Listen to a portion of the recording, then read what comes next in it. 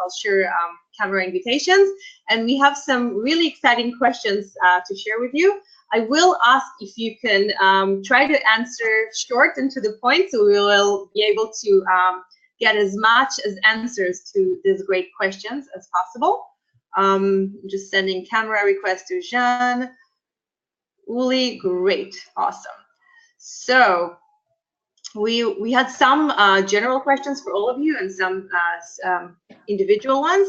So let me start with a question for Jen that we received. 1 second. Should I read it? Okay, so I'm sorry, where was it? Yeah, so Mukul Sus, I hope I said it correct, asked, I like Dr. Jen Walter spoke about the check being asked, that you got to ask to pay a check to play in your country. We currently in India are facing these problems in many sports aspects, from cricket and football. So what was the motivation for her when she reached that competition and win it? So I guess, you know, what made you want to win this competition after all this that you've gone through?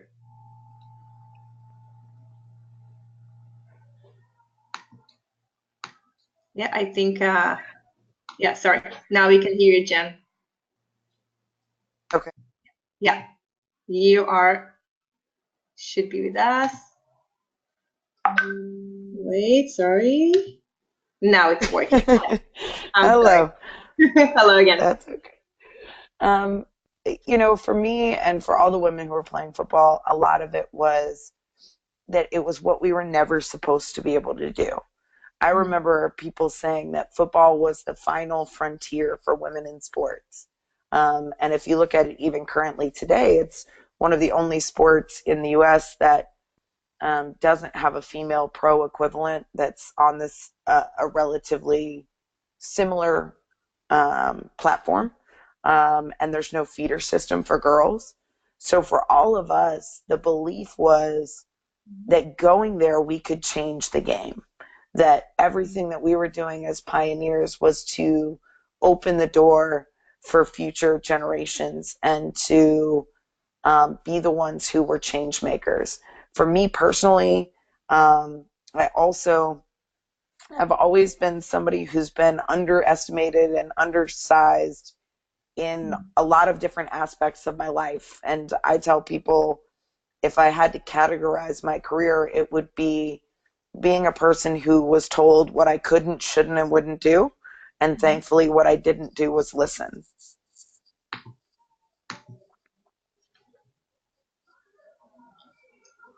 Thank you. Thank you. Okay, good. So I appreciate that. And I'm moving on to another question by Nikolai Tashev. This is for Jean Leclerc. He says, Jean, thanks for sharing. Did Nike try to enter the same market again with a different approach? If Nike would enter that market with a different approach? Yeah, did they try to enter the market with a different approach after this? Yes, yeah. We tried for many times and many years, and we progressed.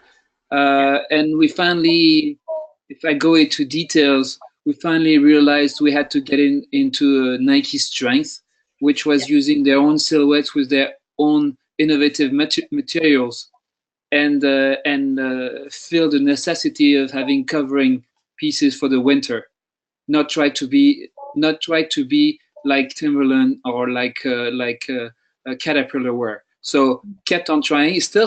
I know Nike's still working on this, and it's never ending battle anyway. But yes, it wasn't because we failed it the first time that Nike was going to try again, because the objective was always there to get in that market. Okay. Well, I think it's it's an interesting story that our partners will probably have more insights from their other companies, but I guess this is for another day. So thank you for that. I'll move to another question by our amazing team member Terry Degani, who said, To all our panelists, obviously there are multiple failures that need to be experienced on the journey to success. At what point in your career or age did you feel comfortable in your own skin to take the next step and achieve your potential? Whoever want to take that. I've always felt that way. I think from the very first company I started was a company that we developed the first handheld language translator, and started from scratch and did a small public offering to get initial financing. So, you know, we were, I think always I felt comfortable in doing that sort of thing and raising money under adverse circumstances. Thank you. Anybody else? I would say always, and never completely. Always know you can do better and you can do what you want. But there's always a doubt that forces you to think and rethink. But always. Yeah, same here. I think I did of course start to feel more confident after I had one or two very successful products under my belt as a product manager.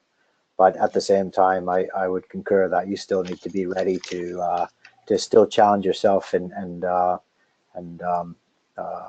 be able to ask the right questions. Thank you. Thank you. I'm going to move to another comment by Donna Kivirama. I hope I pronounced it well. It's just a comment for Jen. I just want to say you're amazing. Thank you for the inspiration, Donna. So thank you, Donna. Another question we have for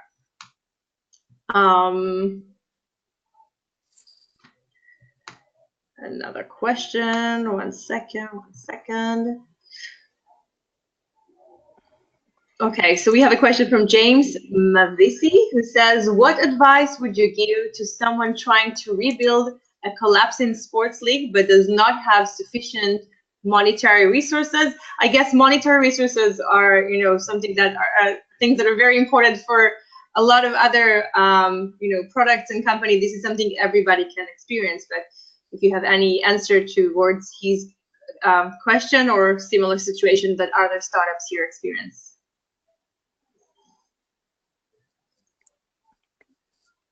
What advice? Yeah. I can perhaps give it a shot. Usually, you know, a way to raise money, to get money from our customers is usually a reflection of the value we provide. So in the end of the day, if you're in this, if you would like to raise money, the question is, you know, what kind of value you provide and whether you validated this value. And in the end of the day, there is plenty of money available. Yeah, the question is whether you have validated your value proposition in such a manner that people can see the potential and it's there, you know, it's tangible. And once you get into this stage, and sometimes require a lot of efforts and self-funding, when you pass on this validation stage, then it's easier to approach and to get funding. And again, it's also a numbers game. You know, you need to meet as many investors as you can once you're ready. And, you know, sometimes people are saying to me, I didn't manage to raise money. And I ask them, how many investors have you met? They said, I don't know, 7, 9. The first VC that was founded in Israel in 1992, he wrote a book. And he said he shared that he raised $4 million. This was the first VC in Israel. And he raised $2 million from the first person he saw. And then he met 400 people, which told him no. Now the first person told him, I'll give you 2 million only if you get another 2 million from somebody else. And the person, the one before the last, gave him another $2 million. For 4 years, he was running all over the world. So how bad do you want it? It's an interesting. Mike, I'm sure have a better answer. Yeah, you know, it's an interesting thing when you're raising money, and I've done it every way you can. But when I started Sportsline, I thought, well, let me get $2 million. I'll raise $100,000 from 20 people I know. Well, I went to everybody I knew, and I didn't get one offer. So I was working with Joe Namath, who was a famous former football player, and his agent said, let me try to help you raise money. So we went up to New York. We had 10 meetings in one day, and the first 9 were strikeouts, and the 10th meeting was with a guy who knew nothing about sports, who made artificial Christmas trees for Walmart and had never invested in a stock in his life. All of his money was in bonds. So, I figured this is a waste, but he did buy dinner for us. And then the next day I hear from Joe's agent saying, this guy's name was Burke. He said, look, Burke is interested in investing, but only if he could do the whole 2 million. It's pretty amazing, needle in a haystack kind of thing, but just happened to work that time. So keep trying. Yeah. One of the things that I would suggest too is, can you hear me? Yes. One of the things that I would suggest too is to go to the athletes in your league and get their buy-in and their enthusiasm, especially in the days of social media, to be able to show that buy-in and support with some of your businesses locally. You want to change the interior culture first before you're looking to throw money into something that looks like it's broken, right? If throwing money isn't going to necessarily save a league, what needs to save the league first is the players, the owners, the fans, and see what has gone wrong in the past or what things could be done in a more innovative and exciting way to get everybody's buy-in and excitement at a grassroots level, so that then you have something more tangible to take to people that you want to invest in it. I know with, for example, one of the things I'm doing now is girls flag football camps, because I looked at the market and every guy I knew who played a down of football pretty much had his own football camp, and precisely 0 of them were for girls. Now, it doesn't mean these girls want to go on and play in the NFL, but there's no reason that they shouldn't be able to play the game if they wanted to. And I talked to people, talked to sponsors, talked to people who I thought would put money behind this idea, and they wouldn't. They said, well, we don't know if girls want to play football. And so I said, okay, forget all of you. I will start it myself, and I will get my proof of concept so that I can show you what it looks like. I can show you where we're going, and then the faces of the people that you'll affect. So it's not just an idea or something that has a past image, but something that has potential in the future. And from those initial negative, we won't get behind it comments, I've not sought one sponsor. And yet now I have people who are reaching out and saying, oh my gosh, how can we bring one of your football camps to our city? And how can we get involved with what you're doing? And it's sometimes being the pretty girl at the dance, right? The one who's not dancing with anybody is the one that everybody wants to dance with. And then you change the conversation surrounding your situation. Great, thank you all for the answers. I have a few more questions to Marco and to Uli Becker. So Marco, Nikolai Tashev asks, I have one for Marco. You mentioned that after the unsuccessful launch, you took a risk and it paid off. Has Polar turned that risk-taking into a process which delivers successful products at the moment? I would say, yeah, we definitely do take risks. And what I think what we're doing better now is understanding how those new innovations can be introduced to a customer base that we understand better. So I think with the risk that we took with activity tracking was we took a leap too far from our core customer base without adequate marketing preparation. So it's really now taking the risks in terms of developing the new technologies, and then as much or even more effort put into how do you communicate the benefits, the value proposition of the new innovations in to the right customer group? So that's definitely. And what are those innovations? I'm not going to say right now because I don't want to give away the topic. Future. Yeah. Not the topic of today. Yeah.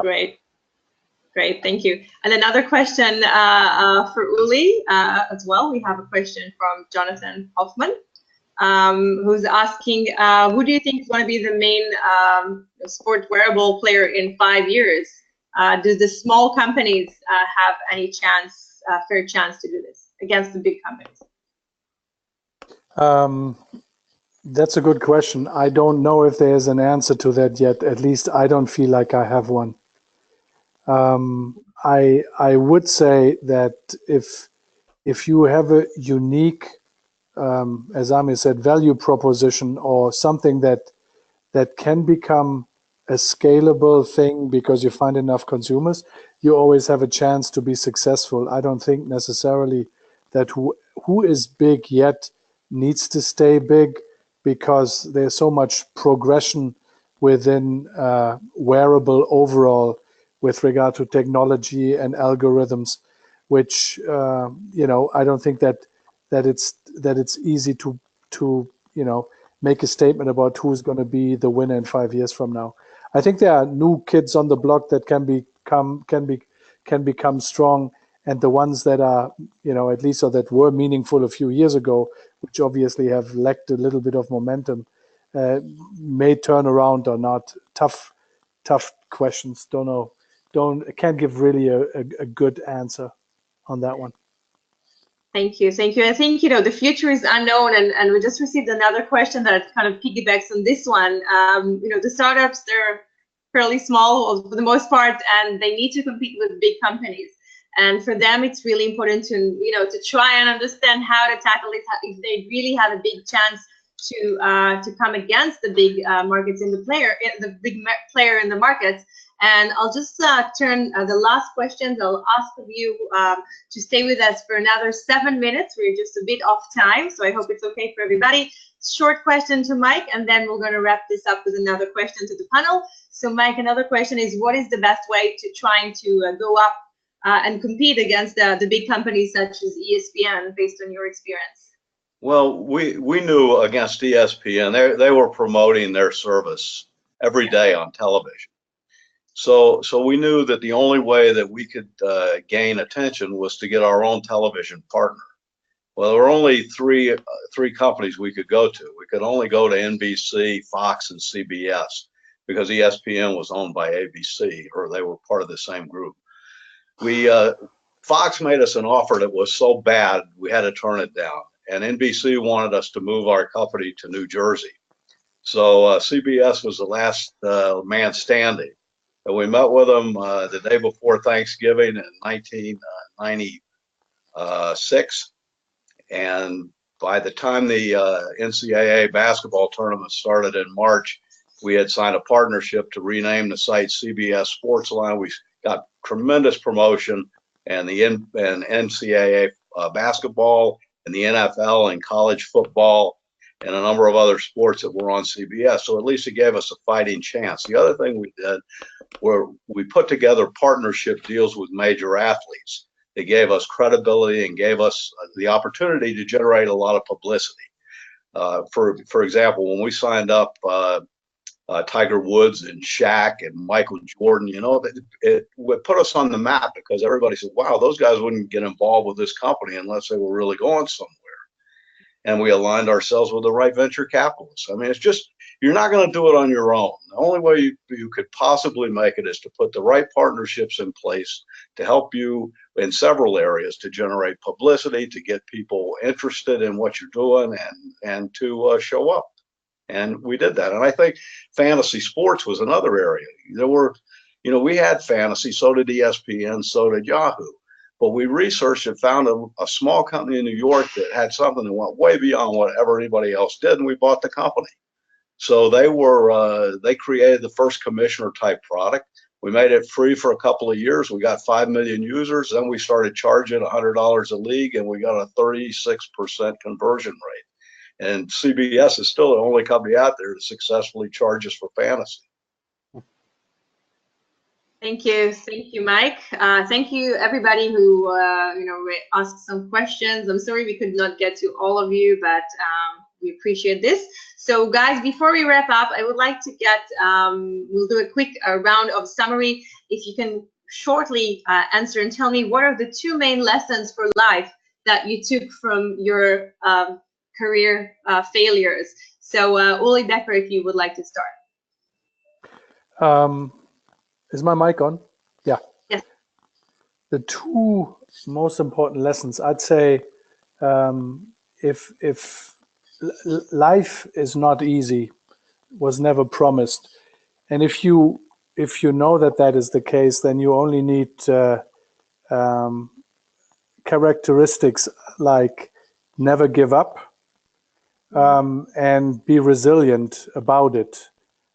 Which again goes back to the very first quote you put up there from Michael Jordan. It's not the losses you'll be remembered for, but the wins. And if you try often enough, you get enough. That's what I would say. Thank you so much. That's a great point. We'll move to Mike Levy. Please share your 2 main lessons for life. Well, I agree with what Uli said for one thing. I mean, I don't have any real lessons for life. Other than to stay healthy if you can, and and only associate with really great people, nice people. Yeah. So those are, I guess, my main takes on things. You want to have friends, you want to have a good life, you want to stay healthy, I think. And that's going to help you overcome failures. Yeah, of course. You're gonna if you don't have those things, it's tough to be successful sometimes. Yeah. Thank you. Totally agree. We'll move to Dr. Jen Walter.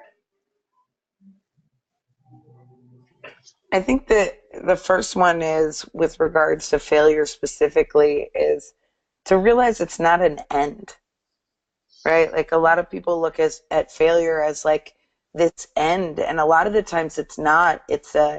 It might be a pivot. It might be a lesson that you need, or a redirect or a refocus.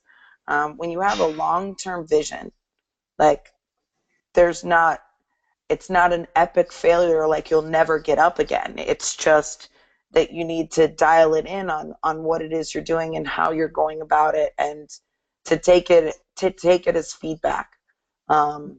It's hard in the moment, but sometimes you have to step back. Sometimes you just have to step back and take a breath and say, okay, is this just telling me something, and what is the message? I know, in terms of being first, quote unquote, which a lot of people love to highlight, I hate with a passion this one phrase that they throw out all the time, and it's, oh my gosh, you're such a trailblazer. Because I lovingly laugh and I say, all trailblazer means is that you're the one who takes all the branches to the face, right? Oh, look, this tree just got in my way, and now I have to cut it down and keep moving forward. And somebody else gets to come in and say, oh my gosh, isn't this a lovely trail, right? But that's just a part of the journey. And if you're willing to have the fortitude for a long-term vision, then that is what it's about. And other than that, let's go into the teamwork perspective. As I always say, don't try and blaze a trail alone. Otherwise, you'll just end up stuck in the woods, because you need those other people who will help you be better in every element of your life. Surround yourself by people who are smarter than you in everything that you want to do, because that's how you will ultimately rise. Great. Thank you very much. And moving on to Jean Leclerc. So one to failure specifically is okay to fail. Just don't make the same mistake twice. Try to avoid making twice the same mistake. You'll gain so much time. So just figure out why you failed and don't make the same mistake twice. That's the first thing. And the second thing is what Uli and what Mike said, says it's resilience. resilience is the key to everything, because that's what helps you overcome your own mistakes. When you made a mistake and you fear yourself, that's where you're really in resilience. Thank you. Merci beaucoup. And Marco Civilazzo. Yeah. So I would say that I would first of all concur with what was said earlier with the earlier other ones, but I would also say that analyze when speaking specifically to the idea of failure. Failure is a pretty broad, sweeping statement. So if you're able to pull, like, let's say 7 out of the 10 elements that were involved in this launch or activity, and say, hey, wait a second, those actually were good, but these 3 elements were actually what brought us to failure, then you can at least keep the good and fix the bad, and move on from there. So definitely take that analytic perspective to it, and don't be painting the whole initiative with that one brush of failure. The other part of it is, I think, is indeed that when it comes to life in general, is perspective.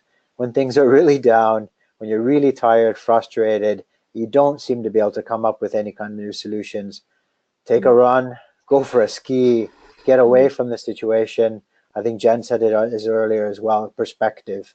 Get that perspective by stepping back, and definitely get those endorphins rushing through your mind, and it's amazing how quickly good ideas and solutions start to pop in there when you're not forcing yourself to think it through. Yeah, like it. Thank you. And last but not least, Amir. Okay, I have, I'm sticking another one, if it's okay with you, quickly, 3. First of all, failure is a global thing. I just got a note, we have 35 countries, guests from 35 countries in this webinar. And we just can see here on the panel, we have Jean from Paris, Mike from Vegas, Marco, Finland, Jen is from the States, I think Atlanta, maybe I'm wrong. And we have Uli, which is originally from Germany, now in Boston. So, failure is a global thing, and it really happens to all of us. The second thing is, about myself, what I learned is that there are so many blind spots that I don't know in life, that I need to take off any assumptions and learn all the time and get new skills, because I don't know that I don't know many things. The third one is, as I think Jen and Mike mentioned, it's all about teamwork and becoming a master in team leadership, because on our own we have 16 hours a day, few connections and very limited set of skills. Only as a team we can build something meaningful. Thank you. So thank you, everybody. It's been a great pleasure. I can summarize and really say that we had such a great flow of information and value, and a lot of tips that were shared by all of you here. And I think for me, what I am taking from all of this, the main thing is, if you decide, if you get to fail, then don't fail alone. You have a lot of people around you, surrounding you. Use your people, use your network. Ask for help. Share this, and I'm sure success will follow very soon. I would like to thank again to all our panelists from all around the world, as Amir said, to Marco, to Jean, to Jen, to Mike, Uli, Amir. Thank you, everybody who joined us, and we will be happy to see you on our next online events, online and offline events. So have a great rest of your day, and I'll see you very soon. Thank you all. Thank you. Bye-bye. Thanks. Bye-bye. Thank you.